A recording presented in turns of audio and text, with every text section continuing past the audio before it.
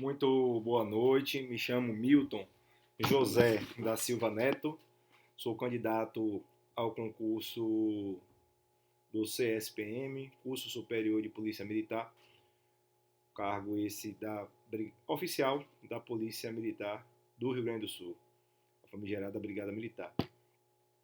Quero saudar a banca que me examina, dizer que é um prazer inenarrável estar sendo avaliado, arguido aqui por pessoas de tamanha envergadura no ramo do direito no qual se debruçam e também está participando de uma seleção de um cargo de tamanha importância para a segurança pública do Estado do Rio Grande do Sul e também nacional, até porque a questão da violência é uma questão nacional e se um Estado consegue controlar as situações de violência, esse reflexo não será sentido por estados circunvizinhos. Então, como diz a própria Constituição, a segurança pública é dever de todos. E esses alunos, esses candidatos que aqui se apresentam, provavelmente anos à frente, estarão fazendo a gestão dessa instituição centenária.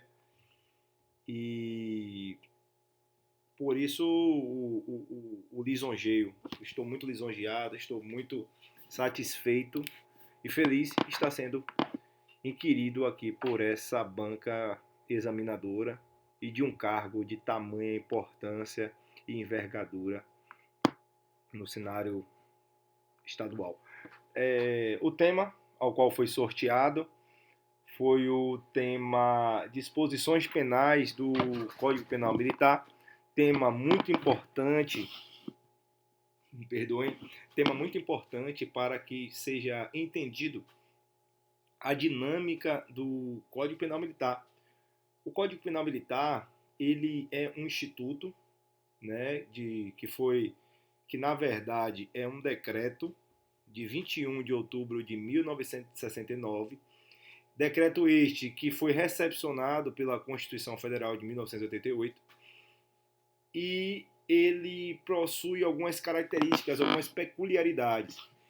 Essas peculiaridades são afetas a alguns princípios que regem as instituições, as organizações militares, que são princípios de hierarquia e disciplina, de princípios de principalmente os princípios de hierarquia e disciplina, que são os princípios basilares das instituições militares. Então, não existe instituição militar, não existe organizações militares sem a hierarquia e sem a disciplina. Nós sabemos que as instituições militarizadas desempenham um papel preponderante no bem-estar social do cidadão brasileiro e são a última barreira entre o caos, a desordem, a manutenção da paz social. Então, instituições muito importantes, instituições que têm um papel delimitado pela Constituição sobre os aspectos de legalidade, deve agir dentro de todos os aspectos de legalidade, e o Código Penal Militar não seria diferente. Esse código foi criado, né, com o intuito de dar um bom andamento às instituições militares e que estas instituições, que aqui me refiro, venham cumprir o seu papel constitucional. E iniciando, falando primeiro de um ponto muito importante, que é a teoria da ação, teoria da conduta. O Código Penal Comum ele adota uma teoria diferente do Código Penal Militar. O Código Penal Comum ele adota a teoria finalista, onde o dolo e a culpa encontram-se no fato típico, no primeiro elemento da teoria tripartite da definição do crime. Já o Código Penal Militar ele vai adotar a teoria causalista, né? Então nós temos o Código Penal Comum com a teoria finalista, o Código Penal militar com a teoria causalista. A teoria causalista irá o dolo e a culpa irá residir ali no último elemento da culpabilidade. Na verdade, o dolo e culpa são elementos da culpabilidade. O dolo e culpa são elementos da culpabilidade. Então, essa é a principal diferença das teorias aí adotadas pelo Código Penal Comum e o Código Penal Militar. Também nós temos uma outra diferenciação de teorias com relação ao estado de necessidade, por exemplo. O Código Penal Comum vai adotar a teoria unitária, onde qual a definição de estado de necessidade? O estado de necessidade, para o Código Penal Comum, é uma excludente de ilicitude. Ele não tem nenhuma outra diferenciação. Ele é uma excludente de ilicitude. E a teoria adotada é a teoria unitária. Já no Código Penal Comum, nós temos uma outra teoria, que é a teoria diferenciadora.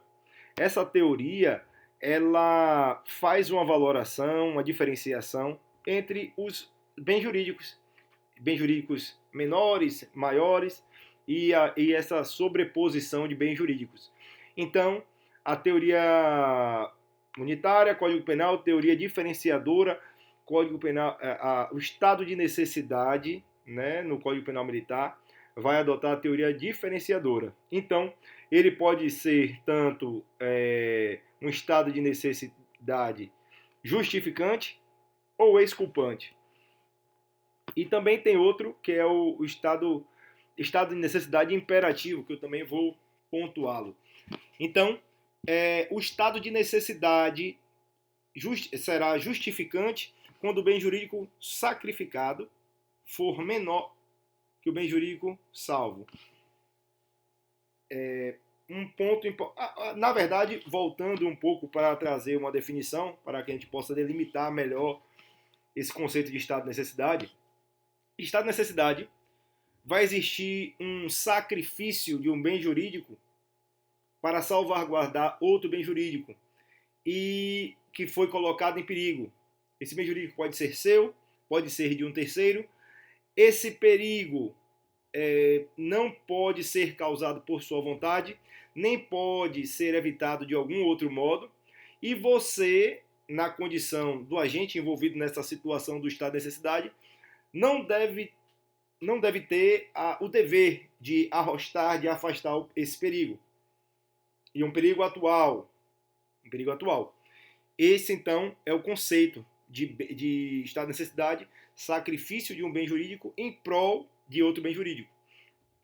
Então, quando o bem jurídico sacrificado for menor que o bem jurídico preservado, estado de necessidade justificante. No caso, vai ser uma excludente de ilicitude. Quando o bem jurídico sacrificado tiver um valor igual ou maior que o bem jurídico salvo, ele vai ser uma excludente de culpabilidade. Apenas uma excludente de culpabilidade. Então, diferente do Código Penal comum, que trata o estado de necessidade apenas com uma excludente de ilicitude, o Código Penal Militar ele vai ter essa diferenciação. O Código Penal Militar, o estado de necessidade poderá ser justificante ou exculpante. Além disso, nós vamos... E também temos o estado de necessidade imperativo, que é quando o comandante de um navio, de uma aeronave, faz o uso da força, né, com relação à sua tropa, com relação aos seus homens, para evitar o saque, evitar o desastre, afastar o desânimo. É uma situação excepcionalíssima, onde o comandante dessa aeronave, desse navio, ele pode usar a força para compelir, né, afastar o terror, o pânico. Me perdoem. Para afastar o terror, afastar o pânico, ele pode fazer uso, na verdade, ele pode fazer uso da força. No caso, é um estado de necessidade imperativo. Então, Código Penal Militar, estado de necessidade justificante, estado de necessidade exculpante, e também nós vamos ter o estado de necessidade imperativo. Outro ponto importante a ser salientado é a teoria das baionetas, teoria das baionetas cegas. Na teoria das baionetas cegas, o Código Penal Militar vai, na verdade, é uma teoria, né? Isso é doutrinário, vai nos dizer que na teoria das baionetas na teoria das baionetas inteligentes, as ordens ilegais não devem ser cumpridas. As ordens manifestamente ilegais não devem ser cumpridas. Já na teoria das baionetas cegas, todas as ordens emanadas de um superior hierárquico devem sim ser cumpridas, a não ser as ordens manifestamente criminosas. Então, existe essa diferenciação entre a ordem ilegal, que não deve ser cumprida pela teoria das baionetas inteligentes, já a teoria das baionetas cegas, toda ordem emanada de um superior hierárquico sob pena de recusa de obediência deve sim ser cumprida. Deve sim ser cumprida. Outro ponto dessas disposições relacionadas aí ao Código Penal Militar, nós vamos ter já falei da teoria das baionetas cegas, da teoria das baionetas inteligentes. Nós vamos ter a suspensão condicional da pena, também é um instituto presente, né, no Código Penal Militar, suspensão condicional da pena, só que existe uma diferenciação entre a reclusão e a detenção. Então, nos crimes de penas de até 2 anos, né, penas com penalização, penas privativas de liberdade de até 2 anos, né, não superior a 2 anos, pode existir a suspensão condicional da pena, no caso de reclusão, poderá ser suspenso de 3 a 5 anos, e no caso da detenção, pode ser suspenso de 2 a 4 anos. Então, reclusão, 3 a 5 anos de suspensão, detenção, suspensão de 2 a 4 anos. E também nós vamos ter uma causa existem causas obrigatórias e causas facultativas de revogação. Na suspensão condicional, uma causa obrigatória da revogação é outra condenação por crime doloso, e a não reparação do dano de forma injustificada. O dano de forma injustificada não é reparado, então é uma causa também obrigatória de revogação da suspensão condicional da pena. E nós temos o livramento condicional da pena de crimes com penas iguais ou superiores a 2 anos, que esse livramento condicional poderá existir. Vale fazer também aqui uma ressalva: a suspensão é antes do início do processo e o livramento já é no curso do processo, né? Então, esse livramento condicional, a pena deverá ser cumprida para que a pessoa possa, na verdade, gozar desse instituto. A pena, caso você seja primário, deve ser cumprida metade da pena. Se você for reincidente, você deve ter cumprido 2/3 da pena. Vamos falar também de algumas penas, das penas, né? Assim como no Código Penal Comum existem as penas, né? A legislação irá delimitar quais são as penas. No Código Penal Comum, no Código Penal Militar também temos essas penalizações, penas principais e penas acessórias. As penas principais são morte, reclusão, detenção, prisão e impedimento. Morte, a ser executada por fuzilamento. A morte é executada por fuzilamento. Passada em julgado essa decisão da morte, esse deve ser comunicado ao presidente da República e não pode ser executado antes de 7 dias, antes de decorridos 7 dias da comunicação dessa sentença. Já no campo, se essa sentença for decretada no campo de batalha, em guerra, pode ser imediatamente cumprida. Então nós temos a pena de reclusão, diferente do Código Penal Comum, que prevê agora, né, atualmente, 40 anos, pena máxima em 30 anos. Nós temos a detenção, prisão e a pena de impedimento. Então, morte, reclusão, detenção, prisão e impedimento. Impedimento a ser aplicado no crime de insubmissão. O insubmisso, ao insubmisso, que é o único crime propriamente militar que um civil comete, ele não vai apresentar-se, ou tendo ser apresentado, ele se retira antes do ato oficial de incorporação, ele será insubmisso, né? Um crime relacionado ao serviço militar obrigatório, e esse crime é um crime, a pena de impedimento, ela é direcionada a esse crime. Pois bem, então essas são as 5 penas principais. Já as penas acessórias, nós temos um rol um tanto quanto maior para essas penas acessórias.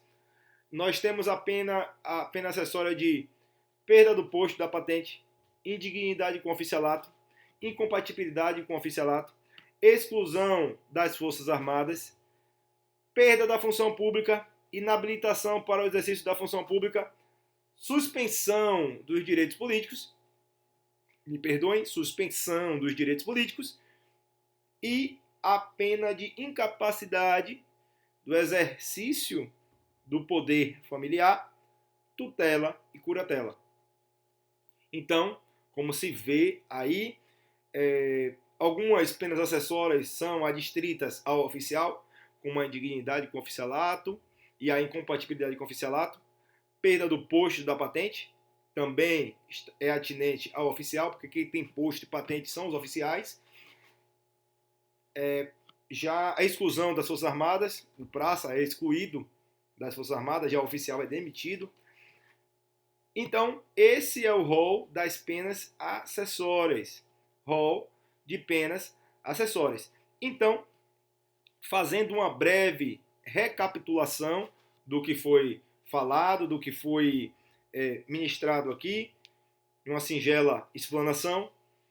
Falamos no tocante à ação, né? Teoria da ação, teoria da conduta, que o Código Penal comum adota a teoria finalista, já o Código Penal Militar adota a teoria causalista, onde o dolo e culpa são elementos da culpabilidade.